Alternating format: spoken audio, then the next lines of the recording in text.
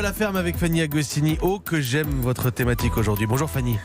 Bonjour Mathieu. Attention, nous sommes en Auvergne, en Haute-Loire, à Boissey précisément, chez vous. On y est. Et vous vouliez nous parler de cette expérience transformatrice, dites-vous Fanny. Expérience que vous avez vécue avec un ethnobotaniste hier chez vous à Boissey.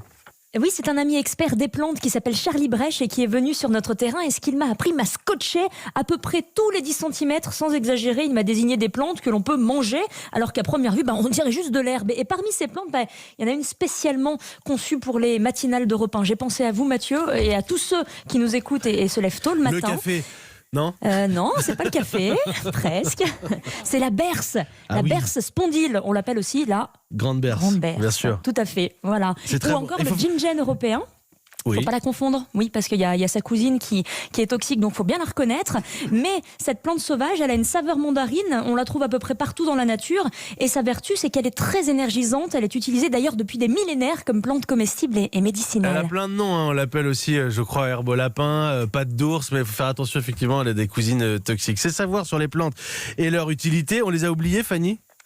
Si on regarde dans le rétro, qu'est-ce qu'on voit ? On se rappelle que l'agriculture, les plantes cultivées, donc, ça remonte à 10 000 ans grand max, et même 7 500 ans à tout casser en Europe occidentale, donc 5 millions d'années où l'humain a passé son temps à pratiquer la cueillette sauvage. L'humain a passé 1000 fois plus de temps à se nourrir grâce à la végétation spontanée. Nos ancêtres étaient tous des experts de plantes comestibles, et ça s'est perdu il n'y a pas si longtemps que ça. Jusqu'au 19e siècle, on mixait encore cueillette sauvage et culture. On faisait même de la farine, figurez-vous, avec l'écorce des arbres. Mais après la Seconde Guerre mondiale, tous ces savoirs ont foutu le camp, devenant has-been, médiocres, et des plantes, comme vous le dites, à la rigueur bonnes à donner au lapin. Après la Seconde Guerre mondiale, précisément parce que le maréchal Pétain a estimé que les herboristes aidaient beaucoup trop les résistants et qu'on a supprimé le diplôme d'herboriste.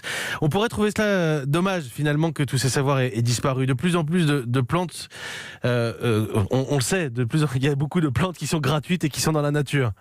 Il n'y a pas de TVA, Mathieu, sur les pissenlits, heureusement, ni sur le cresson des tourbières, ni sur les kénopodes, l'amarante avec laquelle on peut faire de superbes beignets, ni même l'oxalis qui a un goût citron et qui peut remplacer le zeste dans certaines recettes pâtissières et qui est, entre parenthèses, 3 à 6 fois plus chargé en calcium que les lentilles et les pois cassés. Il y a vraiment un trésor à portée de tous, juste dans nos jardins et à l'extérieur de nos jardins, qui gagnerait à être connu et qui permettrait aussi de résister au consumérisme exclusif. Il y a des choses gratuites sur cette planète et les plantes en font partie. Bon appétit. Merci beaucoup. Sachez-le, il y a des stages pour apprendre, parce qu'il faut quand même faire attention, on s'amuse comme ça avec ce rendez-vous à la ferme. Il y a aussi beaucoup de plantes toxiques, on ne peut pas tout manger n'importe comment. Merci Fanny Agostini, on retrouve votre rendez-vous à la ferme sur europe1.fr. Il est avec